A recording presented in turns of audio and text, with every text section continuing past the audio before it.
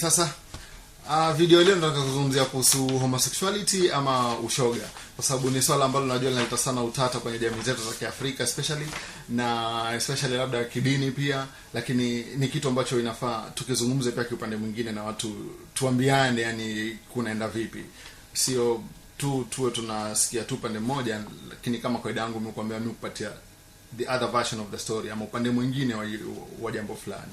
Kwa hivyo ushoga tuone Kiafrika ama kikwetu, watu wengi wanasema ushoga wanaichukulia kama ni choice ama lifestyle ama ni chaguo, mtu anachagua kuwa shoga ama someone chooses to be gay ama it's a lifestyle, mtu anapenda kuwa shoga. Lakini kuna vitu unataka na ujue, kuna vitu mtu anaweza chagua. Unaweza chagua leo nitavaa shati gani, unaweza leo nitakwenda wapi, leo nataka kuangalia kipindi gani kwa television. Kwa hivyo ni vitu unachagua, hivyo ni choice ama hivyo ni lifestyle. Kwa nataka kuwa footballer, ni vitu unachagua. Alafu kuna vitu hauchagui, kuna vitu vinaitwa hisia. Kitu kinaitwa hisia ni kama mara mingi mapenzi ni hisia. Huwezi chagua saa ngapi nitasikia njaa, hiyo ni hisia. Huwezi chagua saa ngapi nitaenda chooni ama bathroom, hiyo ni hisia. Hauwezi chagua lini nitakuwa mgonjwa, hiyo ni hisia. Kwa hivyo huwezi chagua nani atanivutia, hiyo ni hisia. Kwa hivyo swala muhimu hapa tukae hapo kwenye kuvutiwa. Manake homosexuality ama ushoga ni kitu, is something to do with kuvutiwa. Kwa hivyo mwanaume unaweza kuvutiwa na mwanaume mwenzako wakati umemwona ameng'ara vizuri ama ametokelezea vizuri ama ana mwili mzuri, unaweza kuvutiwa. Yule besti ameng'ara ama yule besti amekata poa yule, kwa hivyo amekuvutia. Haimaanishi ni makosa. Mwanamke the same, unaweza na mwanamke mwenzako amesuka nywele vizuri ukasema yule mwanamke amependeza, kwa hivyo amekuvutia. Unaweza na yule mwanamke yule msichana amevaa dress nzuri, amekuvutia. Kwa hivyo ni kitu, si choice, ni kitu kinatoka tu kwa moyo wako, unavutiwa na mtu fulani. Kwa hivyo kuvutia ama kuvutiwa ni hisia, si kitu tutachagua. Tukiona tuone tena, unaweza kuwa ni mwanaume, obvious rafiki yako, best friend yako ni mwanaume. Kwa hivyo hapo lazima kuna vitu vile, either alikuvutia venye anajiweka mpaka ukaona ni vizuri yako best yako, ama alikuvutia venye anazungumza kwa na best wako, ama alikuvutia kwa sababu kuna vitu fulani common wewe na yeye mpaka inabidi akwe rafiki yako. Kwa hivyo ni mwanaume, lakini kuna vitu vimekuvutia kwake mpaka kwa best friend yako. The same thing with kitu hivyo kwa mwanamke. Inaweza kuwa mwanamke, wewe ni mwanamke lakini best friend yako obviously mwanamke. Kwa hivyo kuna kitu amekuvutia ama kuna kitu kile mnaendana pamoja, kuna kitu kile ambacho kinakufanya wewe kuwa na yeye unakuta uko sawa, ni best yako, yani yeye atakupatia ile security na support ile unayotaka. Same na kuwa wewe sasa ni mwanaume lakini unavutiwa kimapenzi na mwanaume mwingine. Kwa hivyo hapo itakuwa si chaguo, ni kuwa kuna feeling ambayo unaisikia ambayo huwezi jicontrol kuacha kuvutiwa na yule mwanaume mwenzako, ama kuna kitu ambacho huwezi zuia kuvutiwa na yule mwanamke mwenzako. Kwa hivyo it's a feeling, it's not a choice. Ni hisia, ni mvutio, si chaguo, sio lifestyle. It's not a choice. Kwa hivyo ni kitu muhimu, lazima ujue kuwa feelings, hisia, sio chaguo. It's not a choice. It's not a lifestyle. It's something which comes deep from your heart. Hiyo lazima ujue mwanzo ukizungumzia swala la ushoga ama homosexuality.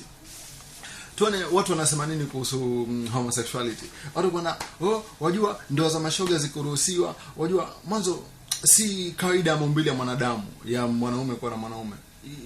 You're right, uko kweli, si hali ya kawaida, lakini hayamaanishi kitu ambacho si hali ya kawaida basi wakiko makosa, na kitu ambacho ni hali ya kawaida wakiko sawa.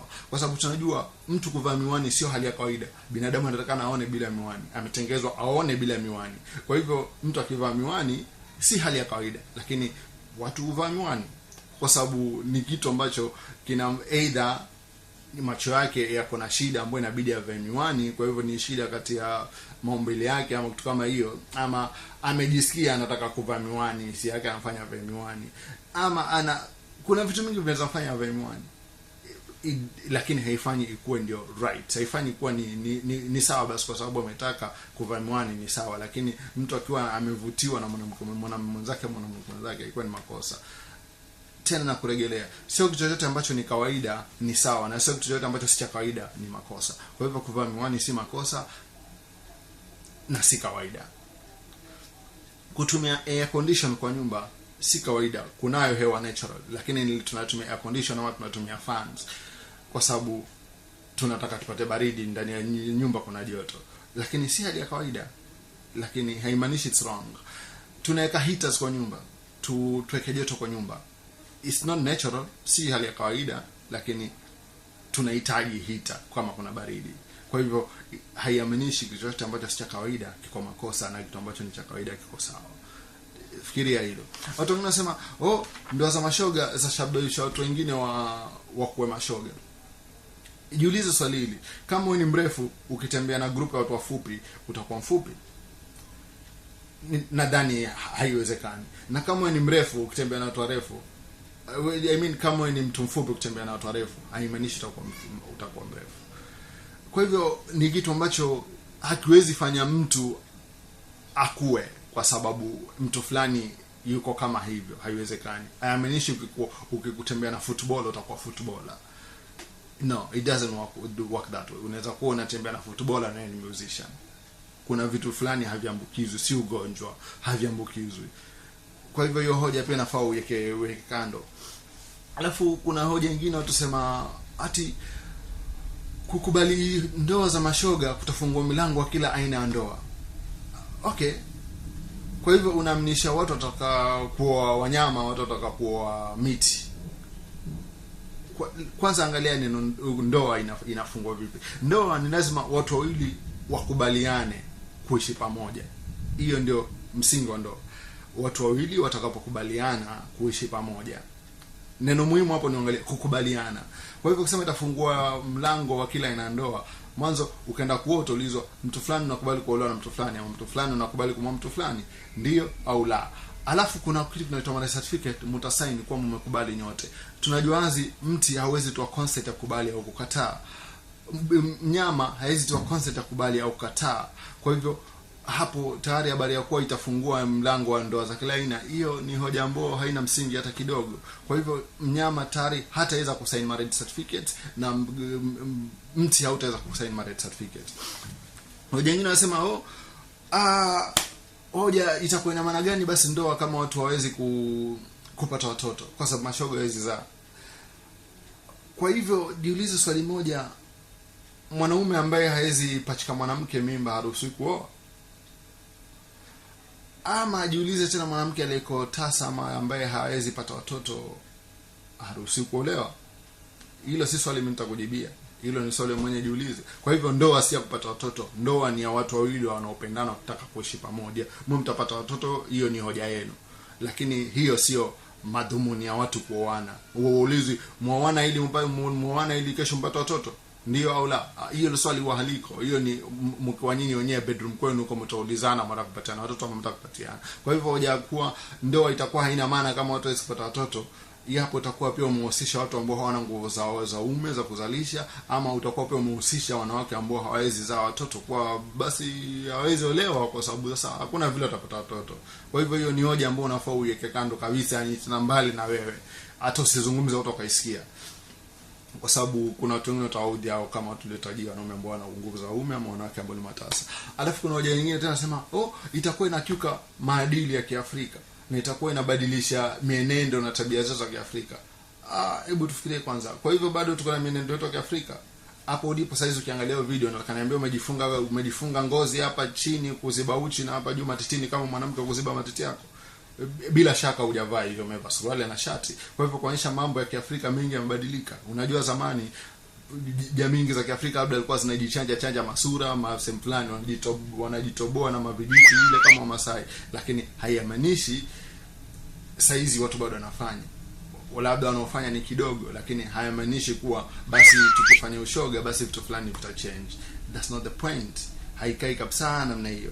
Kwa hivyo tuseme ati tutabadilisha maadili ya kimsingi, tutabadilisha chochote, kila kitu kitakuwa vile vile ambavyo kilikuwa, na kitu kitaendelea tu kama kawaida. Otherwise sina mengi ya nikwambia. Please subscribe kwa channel yangu, please click like ndio upate video mengi zaidi, na please nakuomba ukisikiza video kama hizi zisikize kuwa unataka kujua nini upande mwingine unasema. Usikue tu umeshikilia upande wako ule ambao unasema kitu fulani. Fikiria watu wengine wanaosema nini kuhusu kitu kama hicho. Na usiwe tu mtu haraka kukashifu, huyu amesema huyu shoga nini, huyu sijui nini. Hata usikize points. Hiyo ndio maana inaitwa kusoma, kuelimika. Kwa sababu elimu haitoki tu kwenye vitabu. Elimu unaweza pata pia kwa mtu mwingine, mtu fulani anakuambia kitu fulani, mtu fulani anakuambia, ukavichanganya uko na hii ni elimu. Huyu amesema hivi na huyu amesema hivi. Hapo utakuwa umepata moja, hapo umepata moja, hizo zitakuwa ni mbili, utachanganya, itakuwa umejifungua akili, na kesho utakuwa na kitu cha kuambia mtu mwingine ama kuambia watoto wako. Otherwise bila mengi, please kuna Facebook page yangu hapo, kuna email address yangu, na subscribe kwa hii channel, na please usisahau kubofya like. Any comment, you know how to get me. Sina mengi, till then, take care.